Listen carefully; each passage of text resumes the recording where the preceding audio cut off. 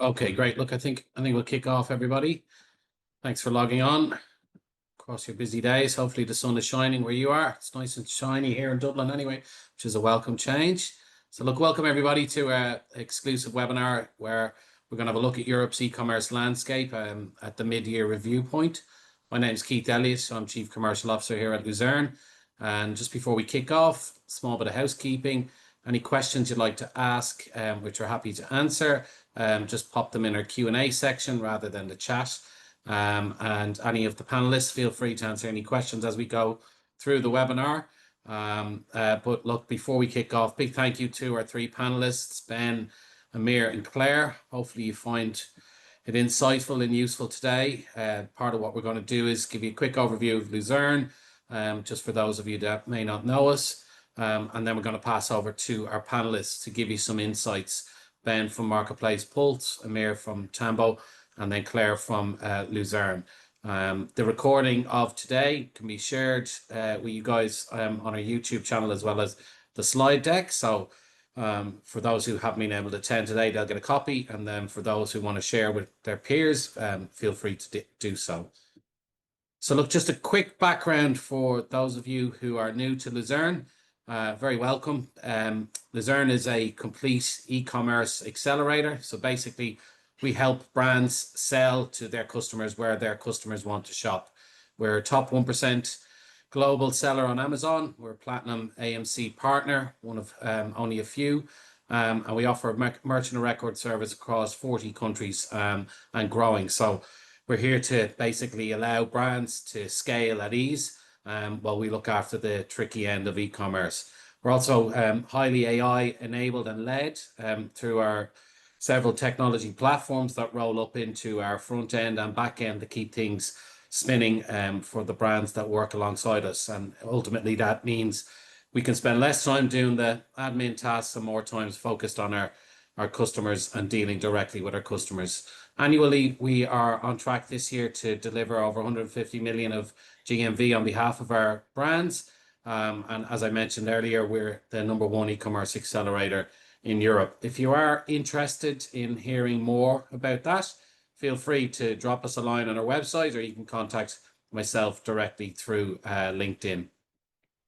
Just to kind of help set the scene in Europe at present, we're almost halfway through 2025 and overall growth is fairly steady.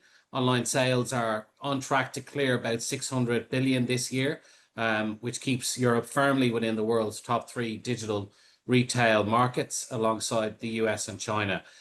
Even Amazon's European arm is still growing at mid to single digit growth. And even with some of the recent uncertainty across tariffs, one of the kind of trends we've seen in our business is many of our US clients or global led clients looking to Europe to have a bigger role to play with some of that uncertainty, with a lot more focus on what can Europe achieve as it continues to grow, and how can we invest smarter in some of the retail media capabilities that people like Luzern are able to offer brands to offset some of the uncertainty, particularly within that North America marketplace.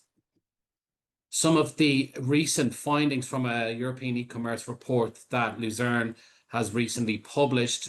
In that report, we surveyed over 300 brands with 100 million plus e-commerce footprint. And I suppose two of the kind of key takeouts for me were, not surprisingly, that businesses were now continuing to review at an even greater level of scrutiny their 1P, 3P mix and what solutions are available to them in that space. And almost 80% wanted to expand into new marketplaces.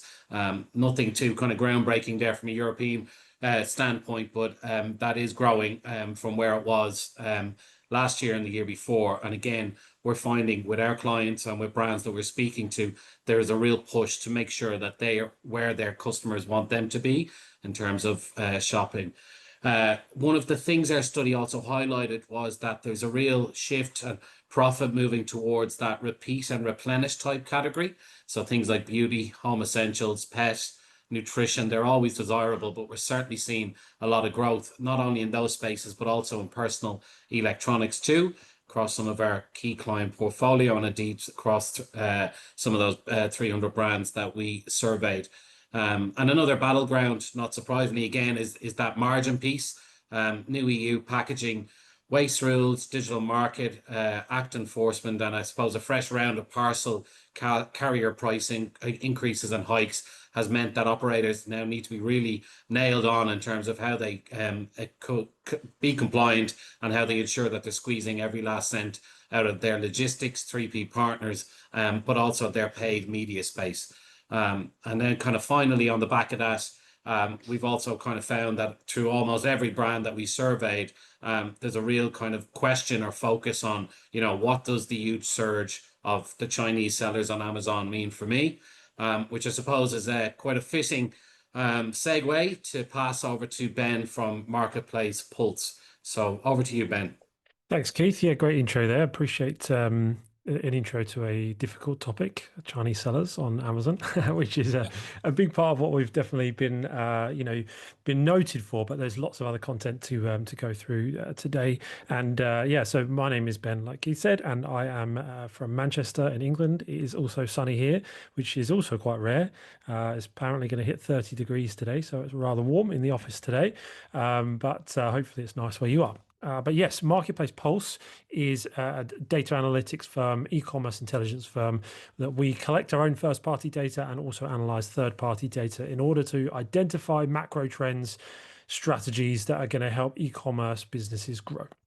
So what we're going to look at today really is over the first half of the year is our major trends, the major trends in e-commerce, because these major trends are really going to affect the second year and really into 2026 and beyond as well. We do a lot of our research on a US focus, but there is a continuing broadening across Europe as well. So there are some US centric topics that actually are going to play out in Europe as well. So we'll cover both sides of it. But I know for a lot of European businesses, expansion into the US is another big topic as well. So hopefully today will be informative to help you on both sides of the globe.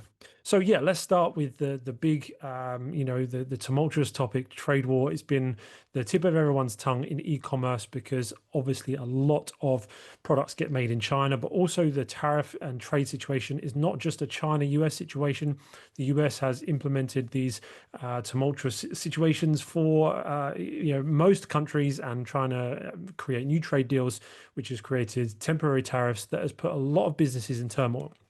It all started in February with the announced suspension of de minimis. For those that don't know, I'm sure everybody here does, but de minimis was something that was brought in a long time ago in the 1800s to be able to help small packages get into the US with no problem without adding to the administrative burden.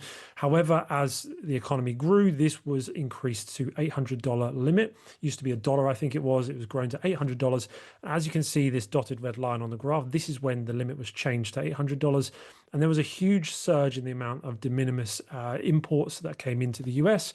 And so, but the big shift that actually came with this as well, that while the number of imports grew substantially, the actual value of those imports came down over time, which shows us that the actual value of the imports that were being imported were very low, which was then therefore playing into the low-cost Chinese platforms' ability to be able to grow their business in the US. If we go on to the next slide. Thanks, Keith. As we can see, that is the value per de minimis import entry. And so this was a big thing that the US government needed to change, and it really is now having ramifications right across Europe, right across the world, because it was initially paused, the suspension of de minimis, because the capacity to be able to deal with all of these new customs entries wasn't there. And so it was suspended, or sorry, the suspension was paused for a number of months. And then in May, de minimis was finally removed from Chinese imports. Other countries can still ship into the US with the de minimis threshold, which is a major plus for anybody that's doing business from Europe to the USA right now. That will, as we understand it, go away. The de minimis threshold will be relinquished for all locations. So that is something to make the most of, make hay while the sun shines. But that really was the beginning of what has now become, an ongoing trade discussion with many countries in the world, obviously mainly China and the US. If we can go on to the next slide. Thanks, Keith. It was paused, as we said. Yeah, sorry, go again to the next slide. And but what was then obviously happening was a ripple effect because of these major changes that were happening that we're all very aware of, is that we started to see a shift in the world of social commerce, low-cost Chinese platforms, your Temu, your Shein, your TikTok shop. One of the studies we did showed that Temu and Shein did they pulled back on their ads in the US to really they conceded market share because Temu and Shein have been propped up by advertising spend. Their app store downloads and positioning in app store rankings has been propped up by ad spend, and therefore when they pulled that ad spend back, it was a on purpose, a purposeful concession of that US market share because of what was happening with tariffs, that trade situation. And since then, they have really begun to expand into Europe. They've increased ad spend in Europe and are growing sales in Europe. Of course, now the European governments are looking at bringing in their own set of rules to try and minimize almost the dumping of low-cost goods into the Europe supply chain because of what's happening in the US. So that is something, of course, to be aware of in the second half of next year and going into second half of this year and going into next year, is the potential regularity changes when it comes to those low-cost platforms. TikTok Shop, on the next slide, thanks Keith, started to expand their hiring in Europe as well. It was a clear, sliding doors moment when this de minimis threshold situation was announced, because TikTok Shop began to really aggressively hire in Europe as well. And the European market has become even more attractive than ever, which is, of course, comes with its strengths and weaknesses, but there is a clear sign that there is a lot of potential in the European market with these major players coming to really ramp up their efforts in the continent. But de minimis is just one side of the tariff narrative, and another one of our studies actually showed that the reality of tariffs is that they are predominantly absorbed by the consumer.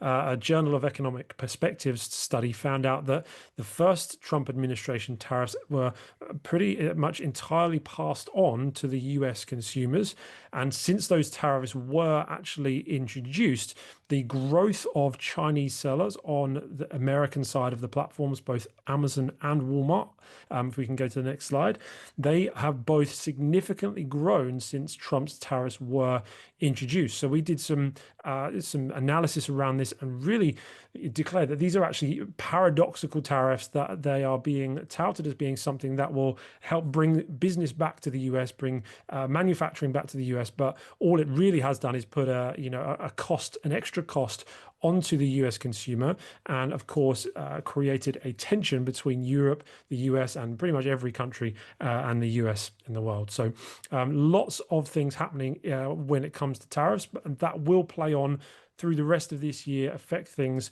through next year as well. So it's something to really keep your finger on the pulse. Of course, this really, again, unfortunately does play into Chinese manufacturers' hands because they have a competitive advantage when it comes to being able to sell direct from factories into, whether it's the US or Europe or wherever it is. If they can sell direct from factories straight into a marketplace, then they don't have to pay the tariffs on the markup that is paid by local sellers. If a European or a US seller is going to import from a Chinese factory, then they're going to pay a markup on that, which is then which is what the tariff is calculated on. And so the Chinese manufacturers are getting even more of a benefit from there. So it is definitely difficult times when it comes to tariffs, but that of course gives us opportunities to look for new sourcing locations and to really reassess our supply chains and see where we can be more efficient. It's also increased the Chinese seller share across the world. As Keith said on the intro, it's not just something that's happening in the US. Every single marketplace has seen a significant increase in the number of Chinese sellers. This is first-party data that we have, and it shows that we did a study on local sellers and where local sellers are dominating their local marketplace. And Japan is the last marketplace that has a majority of local sellers in their marketplace. Next up is UK, which is a really strong sign for the UK. But as you can see, it kind of declines from there on out. And we see a major share being held by Chinese sellers. And so these are the realities of the marketplace dynamics that we're working with. It doesn't mean it's the end of marketplace success. It just means that, of course, we have to get better. We have to get smarter at marketing. We have to be more efficient with our supply chains and make sure we keep an eye on profitability. But The good thing is it's not all bad news. We haven't just been reporting bad news all year. We've been also sharing some major trends that are actually really positive as well, that give us hope for the next few years. As we know, Amazon is one of the most important channels for any e-commerce business, and some really positive news that we found when studying the traffic versus the number of active sellers on the platform is that selling on Amazon actually right now is less competitive than it was 4 years ago. And this has been one of our most read articles of the year, because it does just give that sense of confidence that actually there is some great strength in selling on Amazon in the coming years, because active seller numbers are actually down slightly, because it's not so much a side hustle anymore. It's not so much something that you can just spin up quickly and make loads of profit. It's something more that serious businesses get involved in, because it is, of course, such a great stream of traffic, such a great platform to be able to get exposure on. And so it's the active seller count has actually reduced somewhat over time. However, the traffic has maintained its strong level. The US marketplace gets around 2.5 billion monthly visits, and there are some smaller marketplaces that do, on the face of it, look a lot more attractive. For example, in this graph here, Amazon in Saudi Arabia and South Africa are the least competitive, quote unquote, but actually their traffic numbers are so small that it's not really something that should be given too much regard. What we're really looking at is, again, the US, we're looking at the European markets, but also interesting markets like Japan. Japan has a lot of volume there and not too much competition. Australia is another one that is growing. And so there are lots and lots of expansion opportunities. Amazon continues to lay down these expansion routes for us to be able to follow. Ireland, of course, launched this year. And so those annual marketplace expansions continue to happen with Amazon, and that creates some exciting opportunities. We also did some studies that show that there are still lots of new sellers making their first sale within the first year. So Amazon is still a great platform to go to market with. You can reach buyers at an incredibly fast rate, and you can utilize all of the growing and maturing marketplace advertising strategies, methods and channels that are really going to help you reach new buyers. Our study found that the US is the most beginner-friendly marketplace, because 73% of sellers that registered in the last 12 months have actually gone on to make sales. This is much higher than other marketplaces, but again, that's because the volume is so much higher, and still lots of opportunity in other marketplaces. There's also opportunity in other marketplaces that aren't Amazon. We do talk about Amazon a lot, but Walmart is growing rapidly. It's seen in the last 5 or 6 months, seen its most rapid phase of seller growth that it's ever seen, adding sellers at an incredibly fast rate. Over 200,000 active sellers on the platform now. They follow a similar trend in that there are lots of Chinese sellers joining the platform, but it is still a lesser percentage than on other platforms like Amazon. And the good news is there continues to be high interest in high quality brands. We did some research on the brands that are exiting for high numbers recently. And the strategy really is all about building audiences. It's about growing different touch points for your brands. And so the strategy is less about being just a marketplace seller and being more of a brand, being more of a business that can have multiple channels, multiple areas of distribution. And that is what is becoming the most valuable asset in the e-commerce industry. So the most important thing that I'll leave you with, another one of our studies found that longevity remains the strongest predictor of success, which sounds obvious, but when you think about it, and when I studied the numbers, we found that actually of the top 10,000 Amazon sellers on the platform, over 60% of them launched before 2020, which means that the ability to be able to last and overcome challenges and deal with the tumultuous nature of e-commerce is really one of the most defining characteristics of a successful e-commerce business. So we carry out research like this all the time, and so if you want to learn more, and obviously I know it's a bit of a very, very quick whistle stop tour through all of this for the sake of time, we do deep dives like this every week, so you're more than welcome to subscribe to get more information like this at marketplacepulse.com, and more than happy to answer any questions at the end of the session. Thanks, Keith. Fantastic. Thanks so much, Ben. That was brilliant. Lot to get your teeth into there. So for those like me that love a good graph, we'll share all all the graphs and all the detail afterwards. And as you say, if anybody has any questions, either post this webinar or indeed, a few days from now, feel free to reach out to Ben and the guys over at Marketplace Pulse. They'll be more than happy to help you in any way. And without further ado, we'll pass over now to Amir. Keep us on track, and Amir's going to give us a bit of an overview from what he's seen from his perspective. Thanks, Keith. Thanks for inviting me. So yeah, I'm Amir, head of sales at Tambo, and I've been, helping brands launch and scale the marketplaces for over a decade now. And also as part of my role, I also support some our biggest brands building and refining their marketplace strategy. So yeah, enjoyed the journey being on the marketplaces side. But about Tambo, for the ones that doesn't know about it, so we are a leading Amazon solution provider. And what we do, we help accelerate brand growth on Amazon and other marketplaces through retail advertising, content, technology, and we work with a lot of like a global or challenger brands. So if we move to the next slide, Keith, thank you. I was kind of trying to look at like what are the key updates and trends that happen on Amazon, and it was quite challenging because every second pretty much stuff changes on Amazon. So I managed to narrow it to four, and a significant one that I saw is that Amazon continues to be a top ad growth engine. They generated just under 14 billion in ad revenue in Q1, and this is 18% year on year.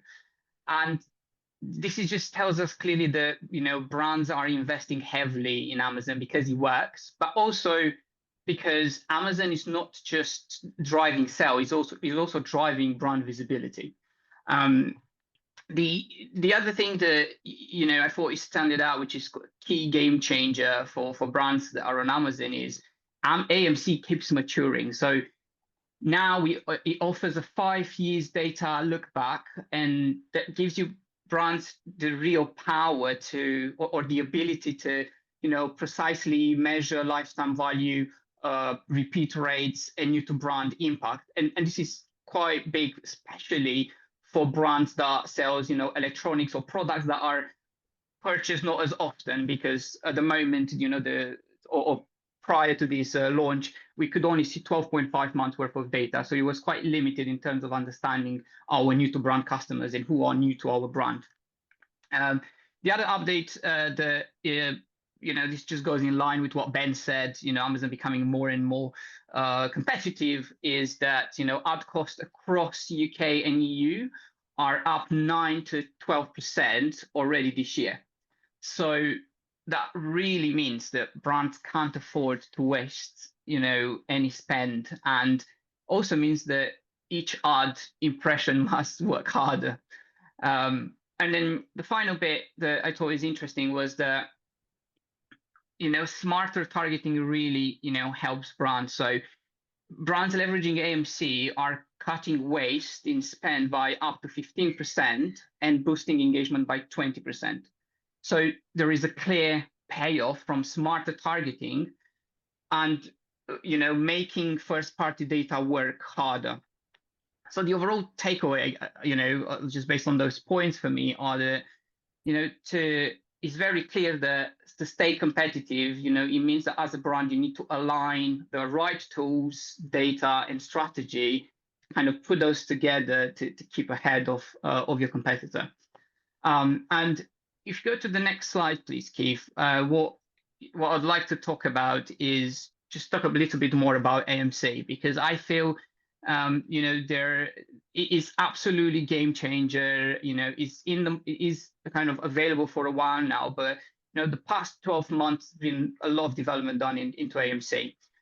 So in the next slide, I just wanted to start with what actually is, because I suspect not a lot of people would know, or especially if you're not close to your Amazon, you probably want to know. So what it actually does in the first place, to keep it very, very simple, it gives brands the vision to spend smarter and grow faster. And what I've done is I put a bit of a boring, description of what it is, but it stands for Amazon Marketing Cloud, right? And it's a privacy secure data clean room that enables brands to analyze user advertising touch points collaborate across multiple data sets and also model new audience segments. And as I said, I think it's a bit of a boring, complex definition. So to keep it even simpler, what I've done is I put together a little bit of an analogy. So if you move to the next slide, please, Keith. So the analogy I use is like, if you think about AMC a bit like a high-end kitchen with the master chef. So imagine, if you do a bit of an imagination exercise, right? So imagine you are trying to run a Michelin star restaurant, right? And at first you are working with, I don't know, basic kitchen tools and using rough trial and error recipes. Some dishes turn out great, but you don't really know why. And you are guessing a lot which ingredients work and which steps matter most. So now you are upgrading that to a world-class kitchen, the kind used in a Michelin star restaurant.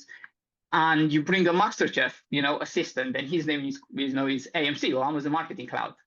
So now every element of your cooking process is meticulously tracked, analyzed, and optimized.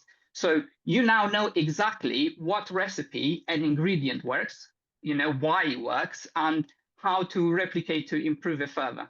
So that, I think that analogy just tells a little bit about what AMC is for your Amazon strategy. Hope that makes sense, or it helps to understand it better. So if you move to the next slide, please, Keith. Thank you. It's super important also to understand like why we believe smart brands are prioritizing AMC more than ever before this year. And the main reason is because it's just exactly one of the insights I gave at the beginning is that brands are under more pressure than ever. Ad cost is rising. Every part of the marketing budget is expected to perform. And that's where AMC really steps in. It gives you a clearer view on the entire customer journey, not just the last click. So, for example, you can see how long it actually takes someone to convert after seeing an ad, which helps avoid misjudging performance too early. It also helps you with like a halo effect. So maybe your upper funnel video ad didn't convert immediately, but AMC reveals it played a key role in the final purchase. And if you're running media outside of Amazon, let's say like Meta or Google, AMC can help you see how the activity influences your Amazon performance. So you can overlap that and you could see, the path to purchase and the journey. So instead of just relying on your ROAS, you start to understand what's really driving results and where to shift budgets to get more impact.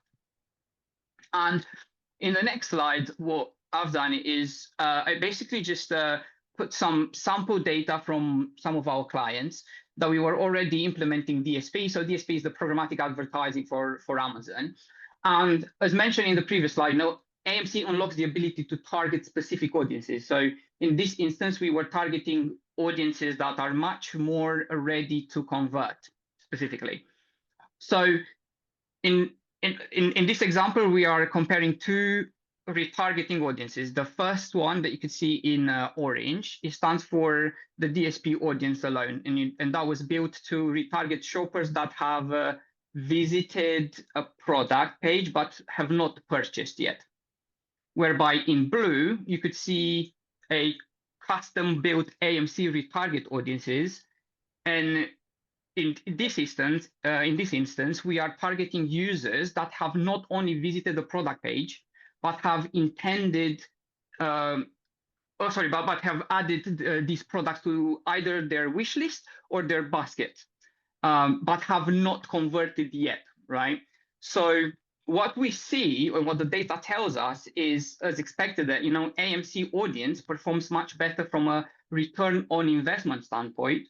As you can see here, ROAS is 2 times greater in the AMC order versus the DSP order.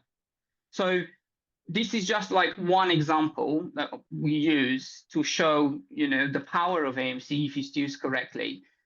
So in practice, we typically run both, standard DSP audiences and as well as AMC powered equivalent across different strategies, because it just helps, or it lets us compare performance in real time and make truly data-driven decision about whether to allocate budget for maximum return.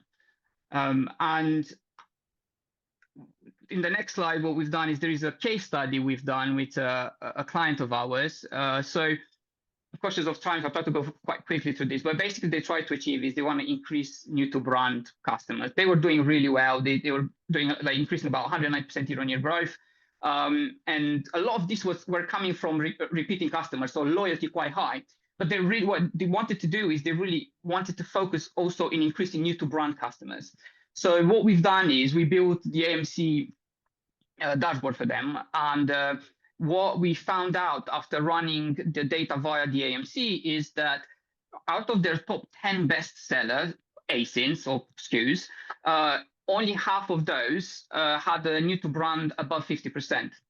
So then what we've done is we took those 5 that are doing, that we saw that is driving a lot of new to brand. Then we also identify which types of campaigns bring new to brand customers, and then we run those for a few months. And then what we managed to do is to take their new to brand from 44% in a couple of months to 52%. And then over that kind of sales just kept plummeting. So this is also available, is published on Amazon website. It was just a good, and we have some more. But again, this is another kind of way. It's not only about ROAS, it's not only a return on investment, it's also understanding, how potentially you drive awareness, how you drive new to brand customer, or also, in other instances, we work with clients where we try to focus on returning customers. So AMC gives you that ability. And to close on the AMC specifically, in the next slide, I summarize it, and now more than ever, the most successful brands are those that understand the why behind the results, not just what delivers them. And yeah, this is like when AMC can help to see that clarity. So this is the kind of the AMC side that I thought it's quite interesting to talk about, because it's very, very powerful, especially with what's going on in the market, where we need to be ahead of of the competition. It's kind of a constant battle around, who's got the most strategic approach on their advertising. And then the other pillar I want to cover is in the next slide, which is, looking at a full funnel Amazon strategy, but specifically like connecting your brand awareness to conversion. So, content and conversion on Amazon. And in the next slide, I just want to start with the interesting stat, which is, 66% of shoppers across the EU5 market now start their product search on Amazon. So not on Google, not on the brand's website, on Amazon. That means, if your brand isn't visible on Amazon, really you are missing the first moment of the intent. And whether it's brand discovery, price comparison, or a purchase, Amazon owns the entire path to conversion. So that's why I think it's important to look at this through to a funnel stage approach.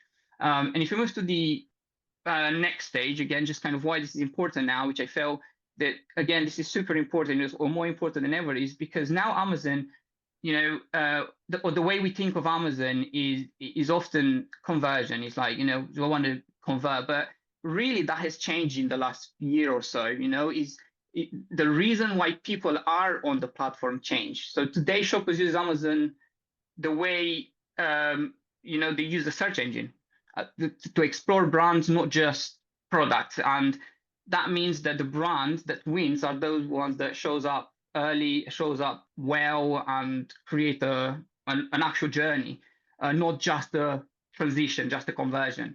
And I think like great content build trust. And when you layer in paid media, you're not just driving traffic, you're fueling a flywheel that lifts everything, including organic performance.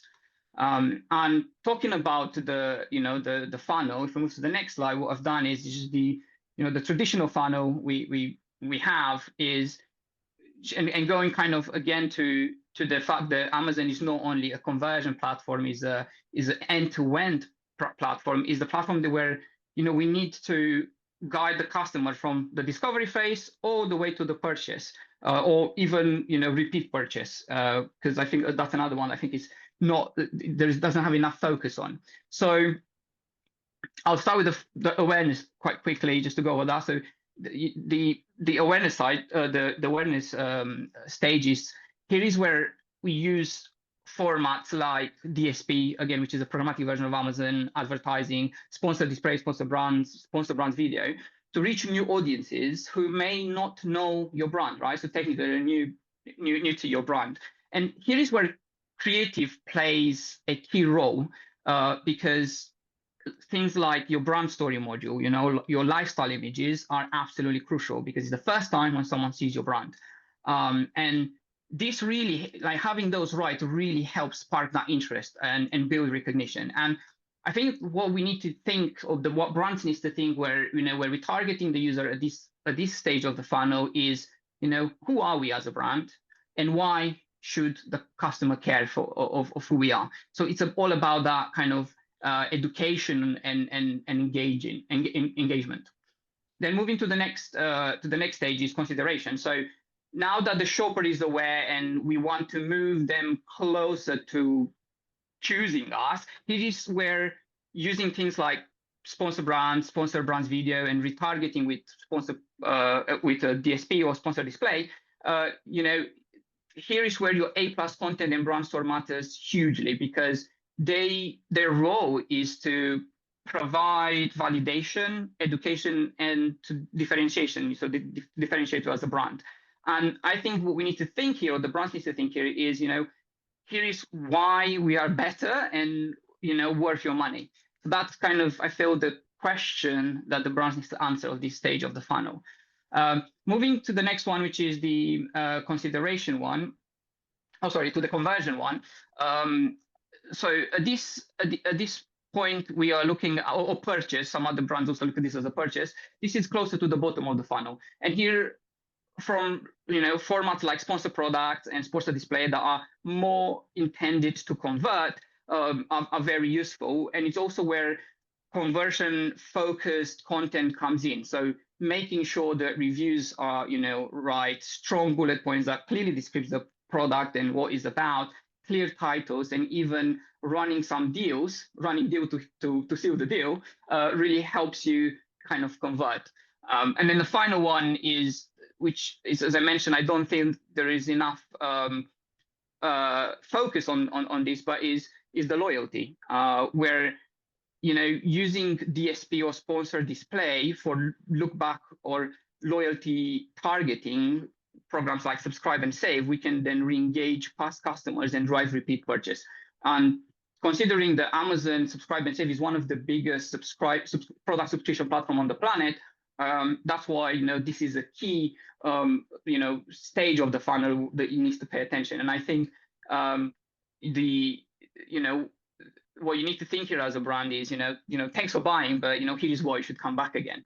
So yeah, the next slide talks about the importance of each part of your content. So I'm not going to spend too much time here, but basically just to say that each part of your product page it matters, because it impacts your overall customer journey. And just one stat here that I thought is quite interesting. On average, a shopper will visit 19 pages before choosing a product to buy. So the use of content to capture and engage is absolutely crucial. And if you move in the next slide, Keith, please, this is just talking about the flywheel. So kind of everything what we discussed around the ads and the content together. The flywheel effect is about breaking down the silos between media and content, basically. And it starts with the paid media activation, generating awareness and driving qualified traffic, then engaging content experience that captures the attention of high impact, especially for optimized pages. Then you move to the high intent conversions that turns interest into action. And then finally, sustained organic growth takes over, which is strong sales drives reviews, ranking, and repeat purchase. Then that all feeds back into the flywheel. So it's it is a cycle that is, every part of the cycle is super important to make it work. And then my final slide in if it's the next one, if we move to yeah, perfect, is that now more than ever, winning on Amazon means working smarter, not just spending more. Super important, and that's why I think it's the time to look more at connecting your media, content, and insight in one flywheel. Sorry. So it creates growth. So basically, it's all about connection, not isolated wins. Yeah, that was me on Amazon and the insights we found. Hope that helps. Great job. Thank you so much, Amir. Amir, a couple of questions that came in. First one is AMC free to use? Yes, AMC is free to use as long as you have, if you run Amazon sponsor ads, or if you run a DSP, it's absolutely free to use, yes. And the other one was, do you have to have SQL expertise to use AMC? So AMC is a SQL based cloud. So yeah, that definitely is one way of doing it, but you don't have to. There are platforms out there. I mean, it's like what we use, or the way we run AMC is our Tambo campus, which essentially is our platform that enable brands to do that. So another analogy that I like to give is, think about like the current setup within the AMC is very similar to how Linux used to be back in the days, and now you had Windows. That is just a button of a click. So we have that technology to enable it to do, and there are other platforms out there as well. So you don't have to, is the short question. Perfect. But if you want to make it easy, contact you. I think that's what basically you're saying, is it? Yes. Yeah. So yeah, if interested, like Amir at tambo.io, just reach out to me on LinkedIn. Happy to help or advise anytime. Super. Okay, nice. Thank you so much, Amir. Thank you. And now over to Claire in Barcelona, who's going to give you some insights as our head of web stores here at Luzern into what Claire's seeing from a web store perspective. So over to you, Claire. Thanks. Thanks, Keith. So yeah, as you said, I'm Claire Keegan. I'm the head of Webstores at Luzern, and yes, based out of our Barcelona office. So also nice weather here today, so I don't feel left out, seeing as everyone else is having some nice weather. So I'm responsible for the team that supports all of our D2C brands with their D2C strategy and execution. So really, when I look at the D2C landscape for the year so far, there's a number of trends that are continuing to have a big impact in the space. So I've picked my top 5 that I think brands are really focusing on and that are going to continue to drive strategies for the remainder of the year and on into 2026. So starting with number 5 there's absolutely nothing new about loyalty programs. And we do see that customers are still over 60% more likely to shop with brands that offer a loyalty program. However, customers seem to be a little bit underwhelmed by the range of discounts and offers that are available. So there's a sentiment that maybe brands aren't doing enough. And shoppers these days are much more focused on personalized offers and rather than just the standard, 10% off that would have been super common before. The good news is that 75% of shoppers are still, scouring through their emails to find the best discount code to decide whether they're going to check out or not. So there is massive opportunity to improve the loyalty programs that brands are offering. But I think it's just going to be really important to focus on offering programs that are relevant, whether that's a substantial enough discount, whether it's on the right product set to make them interesting enough for shoppers. We have one of the brands that we worked with, for example, who increased their loyalty campaign this year from 15% to 25% just for a trial period. And we saw an increased uptake of 30% on that coupon code. So there's definitely still more revenue to be gained by just honing in on the types of offers that are available for your loyal customers. And moving on to number 4 then. So brands are very focused right now on leveraging their direct access to their consumers, right? And, when you have your own D2C platform, it's all about building loyalty. So using the opportunity to build those relationships with your shoppers through your customer support functions gives you the best opportunity to, resolve issues for your customers, but also to get their input on what challenges they're facing and provide a personalized experience for them. So really the days of, having an email address and a 3 to 4 week time to receive an answer from customer service agents is long gone, you know. You can very easily lose sales if customers can't get the answers that they're looking for when they are going through that shopping experience. So brands are very much turning towards, you know, the on-site chat function to be able to tackle that. So that could be, you know, your own customer support agents who are there answering questions. It could be chatbots, so that even when your agents are offline, there's still a way for customers to get, you know, basic answers to the questions that they have, and to build loyalty as well and make sure that you're answering their queries. So we're definitely seeing more and more brands using that chat function to make product recommendations. And I think what's been really interesting to see as well is how they're utilizing it to drive conversion. So more and more brands are using the chatbots to actually create the orders for customers themselves, rather than directing them off to checkout. So if you have an agent that makes a product recommendation to a customer based on the questions that they had, they don't have to direct them off to add a product to cart. They can create the order for them there and then and provide them with a payment link to continue with their order. So a customer never even has to add to cart to be able to get an order through. And obviously that's going to have a big impact on your conversion. A different brand that we work with, they would say that, you know, at least 25% of their customer service queries are coming through their on-site chat. So you can imagine the opportunity that's there to drive conversion if you start to make the process even easier for your customers. Moving on to number 3 then, AI and personalization has been a hot topic for a long time now, right? But brands still see it as an opportunity to drive sales and improve the experience that customers are having. What's interesting is that up to 50% of customers still don't like interacting with AI, even though it has so many applications now and we use it in so many things. So in order to utilize those tools to drive conversion and drive experiences, it's important to find a way to use them without it seeming super invasive for customers. I find it really interesting that Gen X are actually the most likely to find AI-powered personalization helpful, so they're not going to find it jarring. So any brands that have that slightly older demographic will find real-time AI-powered recommendations super helpful. Whereas maybe focusing on the likes of, enhancing your search capabilities rather than AI might help brands with more concerned demographics who are more concerned around privacy and the questions that come around AI.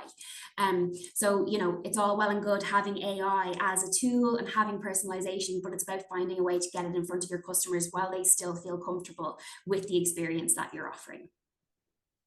Number 2 is social media. Ben touched on it earlier. It's clear the impact that social selling has in the space. 41% of Gen Z opt for retailers that let them shop on social media. And the way that consumers search for products and learn about them is just continuing to trend towards TikTok and Instagram. I think, the vast majority of brands know the importance of having a mobile focused e-commerce approach, but it's not always super straightforward to achieve, right? Mobile still has the highest cart abandonment rates, and there's often a huge amount of investment and technical architecture required to be able to offer a smooth experience on mobile. So a great way to navigate that is by utilizing social selling as much as possible. So if you're selling through TikTok or Instagram, that means a customer can discover a product, learn about it through on-app videos, and then check out all in one platform. And they're already comfortable with that platform. They never need to leave to go to another site. So I think we're going to see more and more brands adopting those tactics to try and improve the experience where maybe mobile is a challenge for them, but also to reach more customers.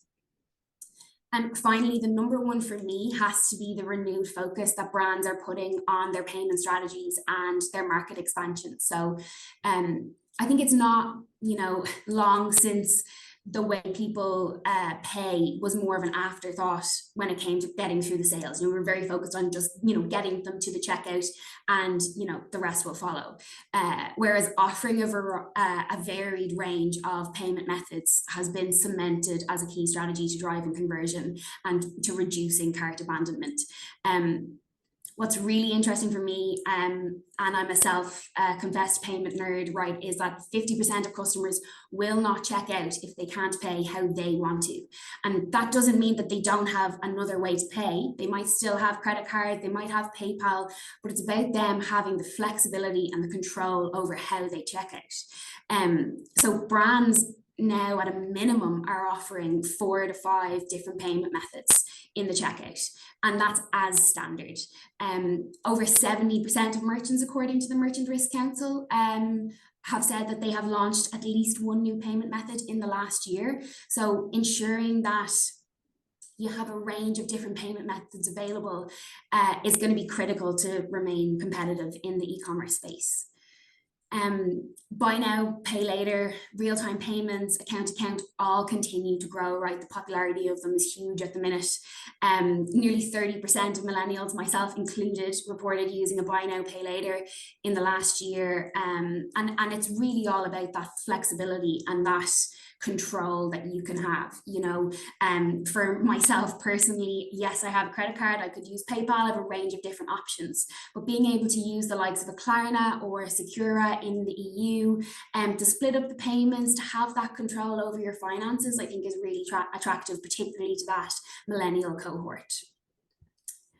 Another thing that I find really interesting, right, is that the vast majority of merchants have preferred payment methods that they want customers to use. Typically because, you know, it might have a lower cost for a payment processing, or it might have a decreased risk of fraud, whatever it may be. But that doesn't necessarily mean that the customer's preference is aligned with that. So a lot more brands are pushing, you know, promotions and strategic campaigns to actually drive customers towards those payment methods. And I think we're going to continue to see more of that. That can be a challenge because, like I said, customers all have a way that they want to pay, and that might be because of the flexibility, or it could be because the provider offers them cashback or air miles or whatever it may be. So brands are getting more and more clever about how they drive customers towards those payment methods. So I think, you know, the drive in payment strategy is leading more and more brands to turn to a merchant of record partner to support with their kind of globalization, their market expansion, and their payment strategies. So, like I said, you know, you need to have minimum 4 to 5 payment methods, and that's what's expected from, you know, of customers these days. And in order to facilitate, you need to have an average of 4 different payment service provider relationships to be able to facilitate that. And that can generate a huge amount of workload and overhead if that's managed internally by brands.